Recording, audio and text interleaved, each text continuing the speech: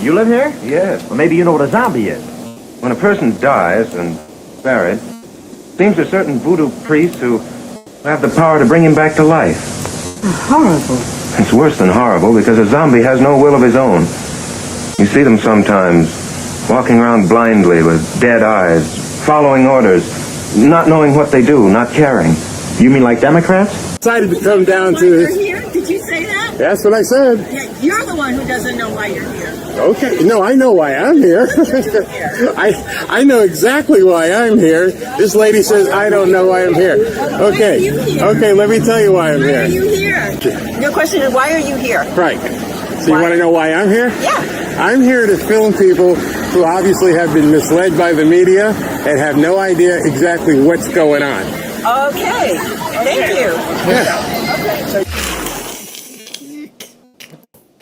I'm sorry it was so short, but they kept running. Okay then. Yeah, this guy knows too much. I'm out. And Robin's sitting there laughing. She's like, I look like a big old teddy bear, and the lady felt comfortable walking up to me. Why are you here? Oh, okay. I just told Brother Man what we were doing. Yeah, I talked to him about his tariffs, and I talked to you earlier about the immigration guy that got deported. Whew. Very short. At that point, we're like, Rob, she's like, this isn't going anywhere. And the other people around are now knowing that, hey man, watch out for this guy. This guy? Don't ask him. Don't talk to him. So next time, I am going to get me a mic, one of those, thing, and I'm going to walk around everywhere, provided it ain't 100 degrees in the sun, because it was hot as well for me too. But at the same token, you now know these people have nothing. And you don't have to get into an argument. Forget on Twitter. Everybody's got, keyboard muscles. I'm talking about someone at your job, your family member. Just smile at them. Just smile. Come across completely unopposing. Hey, Jim. Hey, I understand that you're really pissed off. And ask the question. Just smile. And still, I guarantee you, 2, 3 questions at a time. And just follow up with what they said. You don't even have to bring anything else into the conversation. Like I was talking to that guy. Hey, why are you here? The tariffs, I lost the money. Okay, I'm using what he said. How did you do it? How did you lose money? Huh? I lost a lot of money. Really? How did you lose it? And then you just let them talk, and then they realize at that point they don't make any sense to themselves. So as we're seeing this, and this was a common thing, I looked at some of the other protests across the country, and I'm seeing the same thing. Crazy people screaming, angry, absolutely nuts, with no reason to be there other than they've been fanned up by the media. And you realize at this point, we're in such a bad way because the media is just completely gaslighting so many people that they don't even know why they're doing what they're doing. Let me just set the stage. Their car is that one next to her, right next to her, that brown car. I got out of my car and I saw them all, getting ready with their signs. They were all set to go. And I'm like, let you hear it. So what is it you guys are protesting? What are we protesting? You mean you don't know? No, I'd just like to hear from you. What are you protesting? Who are you? My name is Barry. Okay.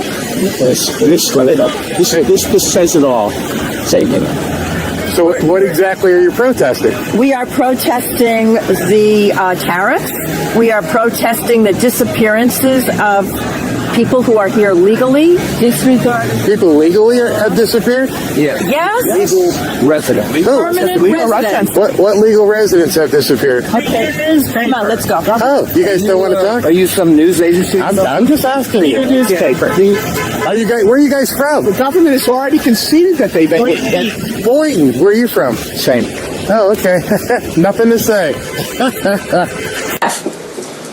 Just changing subjects for 1 second. So they just alluded to the fact that the government has been snatching people off the street who are legal residents of the United States. And I knew right away where I was going with this because I watched the press conference and I know exactly what's going on. People on the left, nope, they just parrot what they're told, and as you saw, you ask them one or two questions and it's, gotta go. Well, hey, I thought we were having a conversation here. What are you here to protest? What am I here to protest? Yeah, what are you here to protest? Illegals being disappeared off the street. Number one, he's not disappeared, they deported him. Number two, maybe you should know more about what you're talking about. The administration has expressed a complete confidence in how all the deportation flights to El Salvador were conducted. But now that the administration has conceded that there was an error of one Salvadoran national, will there be any reviews conducted? And does the president express any thoughts on the one error that was disclosed in court last night? See, this is where the lying media, that's all these people hear. These people heard that there was an error. Somebody wasn't supposed to be deported. But they didn't hear the rest of the story, as Paul Harvey used to say. Somehow they just stop. And they don't hear the answer from people, including the same judge. And you heard the guy walk away. You don't even realize the government already acknowledged there was an error. What error? You may be a little bit surprised in understanding what error there was. And maybe you don't know, because people just only talked about the error. Well, here's Caroline Levitt. Well, first of all, the error that you are referring to was a clerical error. It was an administrative error. The administration maintains the position that this individual who was deported to El Salvador and will not be returning to our country was a member of the brutal and vicious MS-13 gang. That is fact number one. Fact number two, we also have credible intelligence proving that this individual was involved in human trafficking. And fact number three, this individual was a member, actually a leader, of the brutal MS-13 gang, which this president has designated as a foreign terrorist organization. Fact number four is that foreign terrorists do not have legal protections in the United States of America anymore, and it is within the president's executive authority and power to deport these heinous individuals from American communities. It is a promise he campaigned on. It is a promise he is keeping, and every single person in this room should be grateful for that, considering especially MS-13 is very prevalent and prominent here in the District of Columbia, in Maryland, and in Virginia, and the president, the attorney general, everyone who has been involved in these operations is focused on eradicating these criminals and terrorists from our communities. The vice president said he was a convicted member of MS-13. What evidence is there to back that up? There's a lot of evidence in the department. He was convicted? I mean, that's your evidence he was convicted? I don't know. How am I supposed to explain that to you? Do you not know what the word convicted means? Department of Homeland Security and ICE have that evidence, and I saw it this morning. Deportation have been. All right, so that, if the people had given me a chance, because obviously I cover a lot of this on a daily basis, if they had given me a chance instead of running away, I would have told them, hey, did you realize this guy was deported to the wrong place in error? He wasn't deported in error. Whoever you watch for news didn't tell you that. you just thought for some instance that they just rounded up some guy and tossed him into El Salvador. No, not the case. So if you didn't believe Caroline Levitt, how about the Homeland Security Director, Kristi Noem? I would have told him this. Problem if you have the authority to deport him, and that's a whole other issue. But why is there a complaint about him? There was an administrative decision that was made that was inaccurate at the time based on a judge's order for where this individual could go. But he was a gang member, violent criminal, definitely a member of one of these terrorist organizations, and did not belong in this country and needed to face consequences. So it wasn't a question on his history and if he was dangerous and he shouldn't be in the United States. It was where should he go? Unquestionably an illegal alien. This was unquestionable. Okay, so now you've heard from the White House press secretary, and you heard from the lady at the director of Homeland Security, Kristi Noem. That's in case you didn't ask the judge himself. The judge himself, I would have told these people, there's a lot of misinformation out there. A judge issued an order for Kilmar Abrego Garcia to be removed and could be sent anywhere except El Salvador. He also agreed, the judge did, that this man is an MS-13 member. I'm sorry, these people didn't know that. He can be deported. The judge didn't want him deported to El Salvador. He can go anywhere else. There was no revocation of being deported. It was a revocation of, hey, you put him in the wrong jail.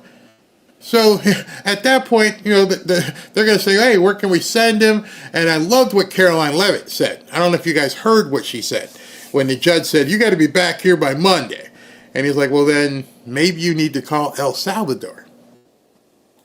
Because now that he's there, we got nothing to do with it. But you put him in the wrong jail. Okay, well, then you need to ask El Salvador if they want to put him in a different jail. That's if he's still there. Who knows? But now, the vice president even confirmed it. A person who broke the laws to get into our country. This is unquestionably a person an immigration judge had found had zero right to be in the United States of America. We do not ask permission from far-left Democrats before we deport illegal immigrants. We do the American people's business. So, I just wanted to put that in there because I wanted you to know I did not get caught with my pants down. These people did know. So I'm standing there taking pictures of something else, and this guy decides he's going to break bad on me. Okay, let's see. Fox News. Oh, really? So you know that just by looking at me? Yes. Caught him, didn't ya? So you know that just by looking at me? Yep. And then he realized right then and there, I stepped in it. This guy's black. Oh, by what you said. Okay, so let's talk about what you said. I don't know. I didn't hear you. That's what I asked. What exactly do you have a problem with the tariffs? Pardon me? What problem do you have with the tariffs? Well,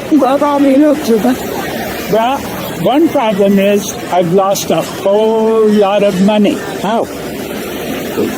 I have money invested. My investments have lost a whole lot. Okay. All right, so what I say here, I want to give you the ammunition to talk to any other liberal out there who tells you the tariff has lost them money. How? They've declined in value. Value. So you haven't lost, you've declined value. Value is different than losing. No, I've lost a whole lot of money. Did you sell what you have? No. Okay, so you haven't lost it. It's down in value. Yeah.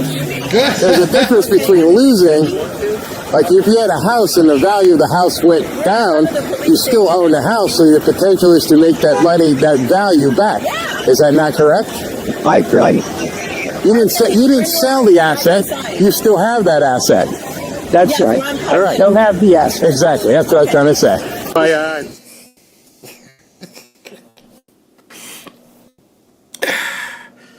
At that point, it was over. It was over. So all these people were yelling like I'm losing money and blah, blah, blah. One of the things you can say to them is, how April 15th is in what? Yeah, it looks like 10 days. And of course, your April 15th is going to be for, the year previous. But nonetheless, are you going to tell the IRS that you lost money on your investments because of the 401k dropping in value? You see, some people think value means cash. That's like saying equity is cash. It's value. It's not a loss. You're not even able to claim it as a loss.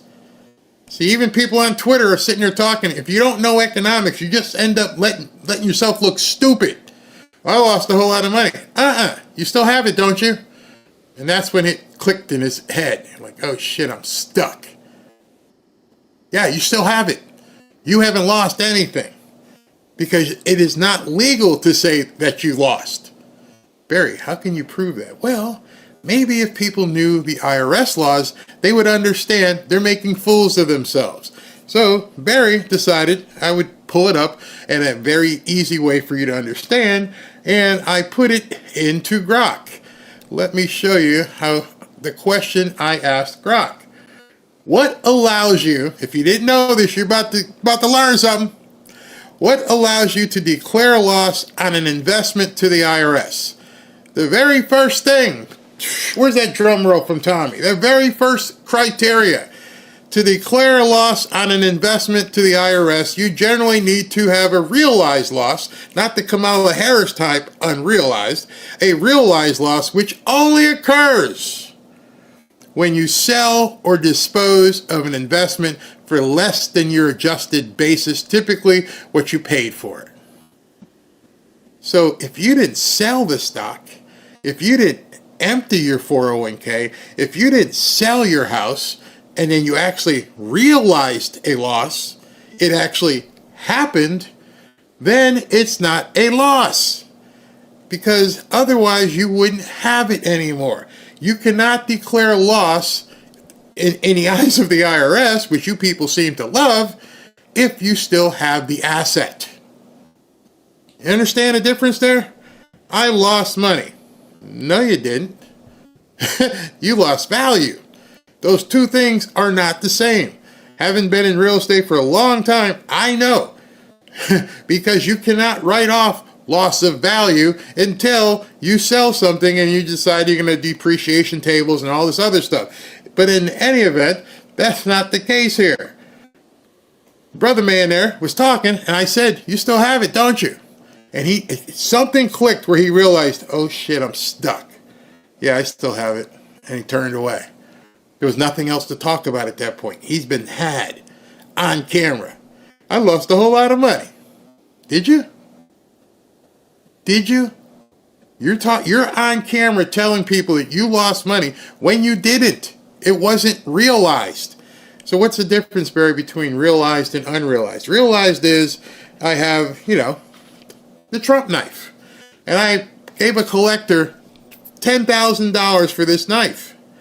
And I paid the collector, and I got this knife, and I put it in its nice little case here, and I'm, hold on to it, and Trump gets impeached or something else, and this knife is only worth $20 on paper, because there's no loss until I sell it for $20. And then I can say to the IRS, "Oh, I bought it for 10, and I 10,000, and it's now worth $20. I've realized a loss." If I'm still holding this, you haven't lost anything. Not my words. You can't argue with this. It's the IRS. That's the law. To declare a loss on an investment, you generally need to have realized the loss, which occurs when you sell or dispose of an investment for less than what you paid for it. And then it goes on with how you do it. Sale or disposition, you sell the investment, stocks, bonds, or real estate, or otherwise dispose of it. Simply, look at this next sentence. Simply having an investment decline in value doesn't count. So everybody out there screaming all over X about how they lost money are flipping idiots. And you now can say, "Did you sell it?" No. Then you ain't lost anything. 100%. The IRS dictates what a loss or a gain is, not you. So if you're out there saying you lost, did you sell it? Because there'd be someone who could buy it. "Hey, listen, this stock went down like 50%. I'm dumping it." That's why so many investor brokers and stuff say, hold. Yeah, unless you want for some tax purposes to actually have that loss on your books, you hold, which means you still have the asset, which means you still have the ability to recover. And if you have the ability to recover, you have not lost. Your value has declined. And I knew it when I asked him. And that's specifically, I wanted to see if I could make it in layman's terms. That's exactly how the IRS looks like it. Simply having a decline in value, which is what I said to him. "So you lost some value. You didn't lose any money." "Yeah, okay. Just was asking, buddy." Doesn't count until you act on it by selling. Did you know that?